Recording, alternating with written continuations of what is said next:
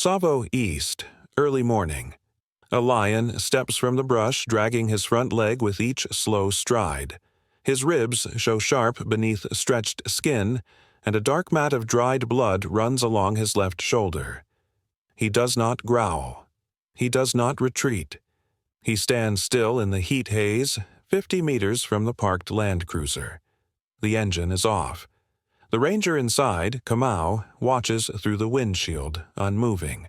The lion lowers himself onto his side, stiffly, with effort. Dust puffs around his body. His breathing is shallow, chest rising in quick pulls.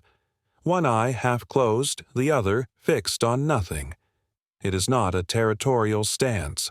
There's no roar, no sign of challenge, only pain, hunger, and the deliberate stillness of something that knows it has no energy left to waste. Kamau steps out quietly, keeping a wide berth. He does not speak. A lifetime with wild animals has taught him when silence is the only language that matters. He walks 20 meters toward the lion, sets down a tin bowl of water and a few chunks of raw goat meat, then backs away without turning his back. The lion does not move.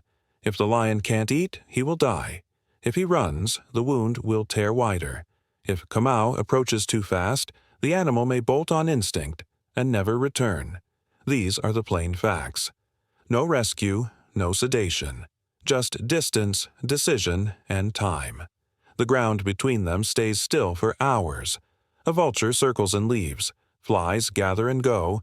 The lion's ears twitch, once, then stop. Kamau returns at intervals, never closer than the first mark. Always watching, always waiting. By mid-afternoon, the lion shifts. It's not a stretch or a shake. He simply leans forward, forelegs trembling, and tries to rise. The leg gives. He collapses into the dust with a sharp grunt, not loud but enough for Kamau to lift his head. The lion pants, side heaving, then stills again. At dusk, just before Kamau considers calling for backup, the lion tries again. This time he makes it to his elbows, then to his haunches. The front leg dangles. He does not put weight on it. He stares at the meat, 10 meters away, then at Kamau. Kamau takes one slow step back. That's when the lion begins to crawl. It is not elegant. His chest scrapes the dirt, and every third breath rattles. But he reaches the edge of the offering, sniffs once, and takes a bite. He eats slowly, one piece at a time, jaws barely moving. Halfway through, he pauses to drink. The tin bowl shifts with his tongue. When he finishes, he retreats exactly 3 meters and lies down again. Eyes on Kamau. If he doesn't return tomorrow, he won't make it through the week. If the wound worsens overnight, infection could take him by morning. If another male catches scent, he won't survive a second challenge. The line between surviving and fading is now as narrow as his own shadow. The sun slips low behind the acacia ridge. The lion does not move again. Kamau picks up the empty bowl, rinses it without a word, and places it down once more. In the gathering dark, neither one turns away. Late afternoon, the heat clings to the ground in a wavering shimmer. The lion hasn't moved far, just enough to be beyond the outer fence line, lying in a shallow hollow where the earth is cooler. His breath is quieter today, less frantic, but the leg remains useless beneath him, curled at an unnatural angle. A thin trail of flies dances around the dried wound on his shoulder. He blinks only when the dust reaches his lashes. Kamau arrives before sunset. He parks further away this time, near a low rise where the wind carries his scent wide and slow. 30 years of field work has taught him what pressure does to a weakened animal. Pressure breaks the moment. Pressure kills trust. He doesn't approach immediately. He watches. The lion's eyes are half-lidded, but not closed. Still breathing, still alert. Kamau opens the rear hatch and lifts the basin. Cool water from the reserve tank. 3 clean cuts of goat, the same scent as yesterday. He walks slowly, each step exact, deliberate, leaving the offering 6 meters from the lion's nose. The lion sees him, doesn't flinch, doesn't growl. He shifts his back paw slightly in the dirt, a bare acknowledgement. Kamau places the bowl down and steps back without turning. The distance is everything. If Kamau misjudges it, the lion might flee. And if he runs now, he might never return. If he doesn't eat, the wound will deepen. If he pushes his body too soon, the bone might splinter further. If no help reaches him in the next few days, he will starve under the open sky. For 15 minutes, nothing moves. Wind stirs the acacia leaves overhead. A heron lifts off from the riverbank. Kamau stands beneath the shade, motionless, his shirt soaked through with sweat at the back. Then the lion lifts his head, just slightly, enough to smell. The meat is fresh. He shifts again, groaning low in his chest, not from fear, from effort. He drags his weight forward with the uninjured leg, shoulders trembling with the pull. Inch by inch. He crosses the dust between himself and the bowl. He reaches the meat and takes the first piece into his mouth without lifting it fully off the ground. Kamau exhales softly. The lion chews slowly, sometimes resting his jaw between bites. He drinks with more urgency, long, loud laps that tip the bowl. When he finishes, he doesn't return to the shade. He stays where he is, close to the offering, body curled toward the emptiness, but his eyes remain locked on Kamau. It's not trustworthy yet, but it is something else. He hasn't run. Kamau waits a while longer, then steps forward only to retrieve the tipped bowl. The lion doesn't move, doesn't flinch, just watch. The air is thick with stillness, not peace, but the fragile quiet of an animal weighing his odds, not yet lost, not yet free. If the lion remains overnight, recovery is possible. If he flees, all effort resets. If he allows another approach tomorrow, a bond might begin. Kamau walks backward until the trees take him. Behind him, the wind shifts slightly, and the scent of blood mingles with the fading heat. The lion lays his head down, slowly, carefully, never once turning away.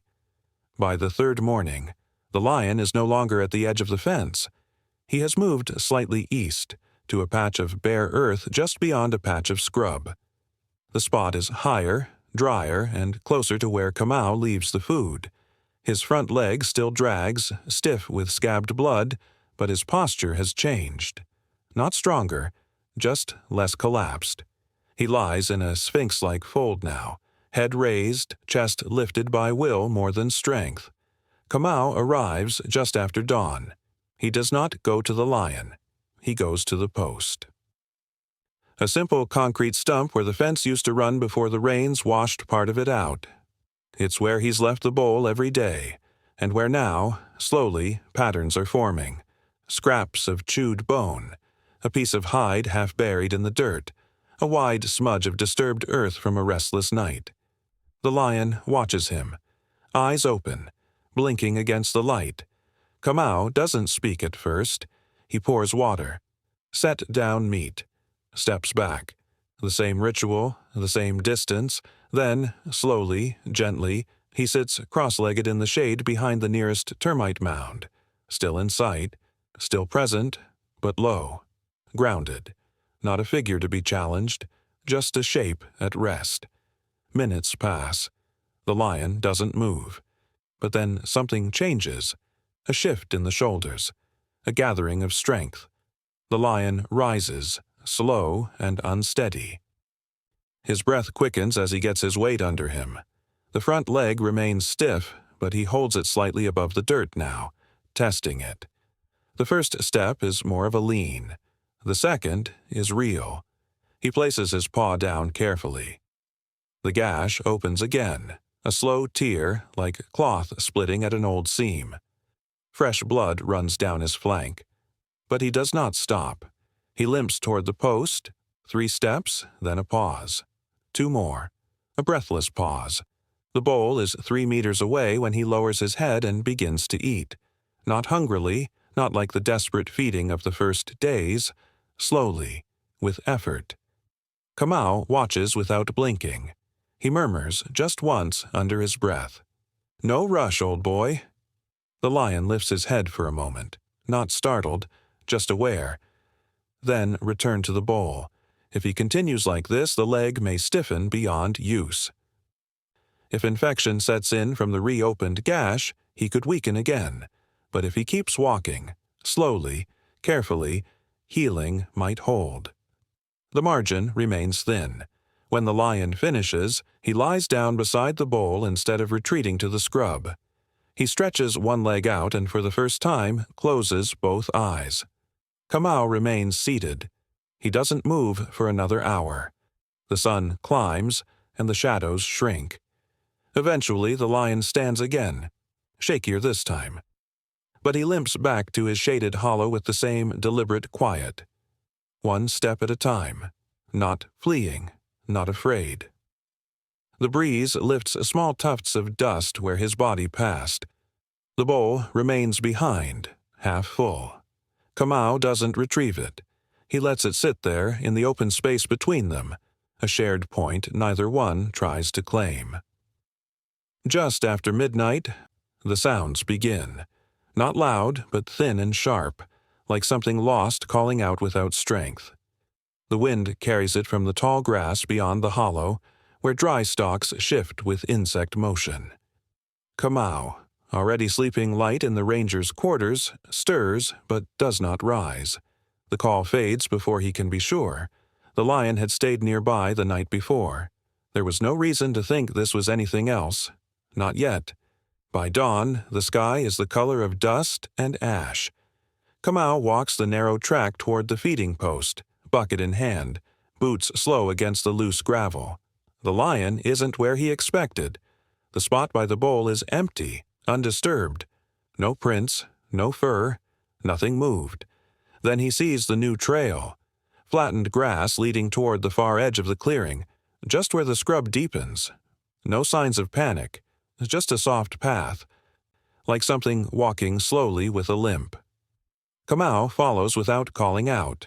He reaches the hollow just past a termite mound where the ground dips gently into a shaded pocket. The lion is there, lying on his good side, and beside him, two small bodies. The cubs are barely more than skin and bone. The larger one leans heavily into the lion's ribs, breathing shallow through its nose. The smaller lies on its stomach, too weak to lift its head, its legs tucked in tight beneath it. Both are coated in fine dust and grass seeds, as though they'd been hiding in the undergrowth for too long. Neither makes a sound now. Kamau stops several meters away. He doesn't step forward. He doesn't speak. The lion lifts his head, slowly, and meets his eyes. There's no growl, no warning, just the same heavy gaze, tired and calm. They had followed him. Or he had gone to them. It didn't matter. What mattered was they were here now, and barely alive. If they'd been without milk for more than 2 days, dehydration alone could take them. If they'd been hunted out from their den too early, infection or exposure might already be settling in. If the lion couldn't protect them, they wouldn't survive the week. Kamau lowers the water bucket beside him and crouches. The cubs don't react. The lion blinks once, slow. He doesn't move closer to the bowl, but he doesn't move away either. He presses his nose softly against the larger cub's flank. The cub doesn't flinch. Kamau retreats and returns with another bowl, smaller this time, filled shallow with clean water and soaked meat scraps. He doesn't bring it near the cubs. He leaves it at the same mark as always, the post. If the cubs can walk, they'll come. If not, he'll know soon enough. By late morning, the sun climbs high and hard, baking the dust until it flakes beneath his boots. The lion remains still, breathing slow. The cubs don't cry anymore, but they haven't left his side. If they eat today, they might live. If they remain still by dusk, they may never rise again. Kamau sets a tarp near the path, shaded by thorns, and waits without moving. In the grass, the smaller cub tries to lift its head, and fails. The lion shifts slightly, curling his flank around the fragile bodies, pressing close without sound. The clearing falls silent again. Only the breeze moves now, and the sky above holds no sign of rain. By the fifth morning, the bowl is empty before Kamau even arrives. The trail of paw prints, larger and smaller, leads from the shaded hollow to the post and back again, twice. He follows them slowly, reading their weight in the dust. The lion had moved during the night. The cubs had followed, or been carried. The marks are faint but deliberate. Not dragged, not panicking, just slow and close together. When Kamau reaches the clearing, the sun is still low, casting long lines across the ground. The lion stands beside the bowl, both cubs pressed against his legs. The larger one now moves with a steady wobble, body lean but upright. The smaller still stumbles, head bobbing with each step. They stay close, never more than half a pace behind him. He lets them. Kamau stops 10 meters away and squats in the dirt. He doesn't speak, doesn't shift. His presence is familiar now, part of the land. The lion lifts his head, ears flicking once toward the sound of gravel under Kamau's boot, then settles again. The meat is mostly gone. The water glints under the morning light. The lion doesn't eat today. He simply stands there, letting the cubs lean against him. Then, with no sound, no sign, he turns. He starts walking toward the east ridge. Not fast, not limping as badly. His leg still drags, but he's learned how to shift his weight. The cubs follow, unsteady, but obedient to the rhythm of his stride. Dust lifts in small swirls behind them. Halfway across the clearing, he stops. The larger cub curls against his side, panting. The smaller one crouches in place, too tired to go on. The lion turns his head slowly, not to the cubs, to Kamau. Eyes meeting over the open space between them. There's no expression on that face, no plea. No thanks. Just stillness, the kind that lingers in the chest long after the body is gone. He holds the gaze for seconds that feel like minutes. Then he turns again, and with one slow nudge of his head, urges the smaller cub to stand. The cub rises on weak legs, almost falling, then presses forward into the lion's side. If they stop again, they may not make it past the heat. If they're returning to whatever den they left, the risk is unknown. But if they keep moving, if the lion keeps leading, there's a chance. Kamau watches until they reach the rise, then loses them behind the brush. He does not follow. He doesn't mark the direction in his log. He only walks back to the post, kneels down, and brushes away the dust beside the empty bowl. There, barely visible, is a fresh print. Small, the size of a closed fist. The cub had stepped there. Just once. Wind begins to stir again, slow across the clearing, bending the brittle grass eastward. The nights since their departure passed quietly. No sounds in the grass. No tracks near the post. Kamau left the food each morning, as always, though he found it untouched by dusk. The bowl remained full. The meat began to sour under the sun. Even the scavengers kept their distance, as if the space still belonged to something not yet finished with it. On the third night, under a pale moon and a low wind, Kamau hears movement near the perimeter. Not hurried, not heavy, a slow, deliberate pacing along the dry ridge. He doesn't rise. He's learned the pattern by now. If it's him, he'll come when he's ready. By sunrise, fresh prints circle the feeding post. No cubs, only the wide, heavy paws of an adult male lion. One print slightly smeared by a dragging foreleg. Kamau walks to the post just after daybreak, bringing a fresh bowl and another cut of meat. He doesn't change his routine. He doesn't alter the placement. The only difference is the silence. Not the silence of absence, the silence of return. The lion is waiting when he arrives. He stands at the edge of the clearing just behind a stand of dry shrubs, watching. Kamau doesn't stop moving. He places the food down, steps back slowly, then kneels in the dust. The lion emerges without hesitation. His gait is different. Still uneven, still cautious, but the leg no longer drags fully. He holds more weight now. The shoulder wound is dry and dark, no longer open. The fur has not grown back, but the skin is tight, sealed at the edges. The lion walks forward with care, but without pain. He approaches the post and sits down, not beside it, but closer than ever before, just 3 meters from Kamau. He doesn't sniff the food, don't look at the water. He faces Kamau and lowers his body into the earth, folding one leg beneath him with effort. Then stills. If the cubs were lost, he showed no panic. If they live, they are somewhere distant. But he is here, alone and unhurried.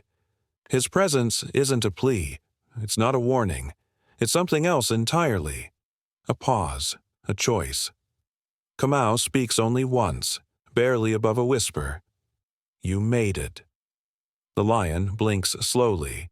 If he eats, it's survival. If he doesn't, the gesture is something deeper, a sign that hunger isn't the reason he returned.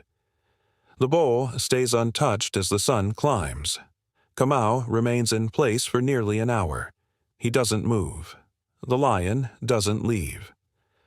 A dry wind carries the scent of dust and old grass. Somewhere in the near distance, the impala shifts through the brush, but the lion doesn't turn his head. Eventually, the lion stands. One motion, no sound. He doesn't glance at the food. He walks to the far end of the clearing and disappears beyond the rise without pause. Kamau does not follow. He collects the bowl, still full, and rinses it as usual. Some returns are not for feeding. Some are for remembering. Some are only meant to say, I am still here, I still walk. The clearing settles again, untouched, the prints already softening in the wind. Before first light, Kamau walked the track alone. He did not expect the lion to return again, not after the silence that followed the last visit. Still, the bowl had to be checked. The post had to be cleared. In Tsavo, the earth always recorded what mouths never said. The dust would tell the truth even when the animals left nothing else behind. The clearing looked unchanged at first. The sky was still gray and wide. The wind moved low through the brush, too soft to disturb anything meaningful. The meat was there, exactly where Kamau had left it the morning before. Curled at the edges now, dark with time. The water bowl was half full. From a distance, it looked untouched. But as Kamau stepped closer, his boots parting the sand in slow rhythm, he saw it. There, beside the bowl, not close enough to tip it, not so far that it seemed unintentional, was a single paw print. Deep, full, pressed into the ground with weight. The front pads were worn and flat. The back heel sank slightly lower, like an anchor had been set there. And the outer claw mark on the left side barely curved inward, the sign of an old injury adjusting the step. Kamau crouched without speaking. He didn't reach for it. He didn't brush the dust away. This print was not an accident. It had taken time to form. It had held pressure. The lion had stood still here, for longer than a moment. Then Kamau saw the second thing, smaller, stranger. To the right of the bowl, in a strip of clear dirt, were 3 pebbles. Round, pale, smoothed by weather, not sharp like nearby stone. They sat in a line, not scattered, not random, placed, evenly spaced, thumb-sized, each one just far enough apart to draw the eye from left to right. Not nature's mess, not wind, not a chance. Kamau stared at them for a long while, not with surprise, with stillness. Lions do not leave symbols. They do not mark grief the way humans do, but they do carry things. They do nose the ground where something matters. They do remember. He did not need to explain it. There had been 2 cubs. There had been nights of silence. There had been a return, and now, only this. A print, a line, a decision. If someone else had come, they might have taken photographs. They might have moved the stones, checked for explanation, but Kamau knew better. He stayed in that crouch for nearly an hour, not to study, to witness. Whatever this gesture meant, it wasn't for cataloging, it wasn't for record, it was for presence, for being there when the sign was left. The meat remained untouched. The lion hadn't come to eat, the water level hadn't changed, he hadn't come to drink. And yet, he had come. Kamau did not speak. He didn't call in an update. He didn't log it in his notebook. Some things, even after 30 years in the field, were left unwritten. He simply stood, poured fresh water into the bowl, and stepped back again. If the lion had returned without the cubs, it was possible they were gone. Lost to hunger, to heat, to something quieter and quicker. But this print, this mark of standing still, it wasn't the sign of an animal retreating. It was a pause, a message without a word. The lion had come alone, but not just to check the clearing. He had come back to the place that held memories. Kamau stayed until the sun crested the ridge and the light turned gold against the bowl. He left the food where it was, left the stones, left the print. Nothing was moved. By the time he walked back to the ranger's track, the wind had picked up again. It danced along the ground but didn't reach the bowl. The stones remained untouched. Even the flies stayed clear of the meat now, as if something stronger still lingered. Not a farewell, not a ritual, just a quiet mark left by a creature who had suffered, who had chosen not to run, and who had once carried others beside him. In the silence, the dust held everything. Each morning, just after dawn, Kamau returned to the post. He didn't wait for signs anymore. He didn't expect movement in the grass or a figure at the edge of the clearing. He came because the routine had become a quiet contract, not bound by words, only action. He brought water. He brought meat. He poured one and placed the other beneath the post where the lion had once stood. Then he waited. Some mornings the meat remained. Flies gathered before the heat climbed too high.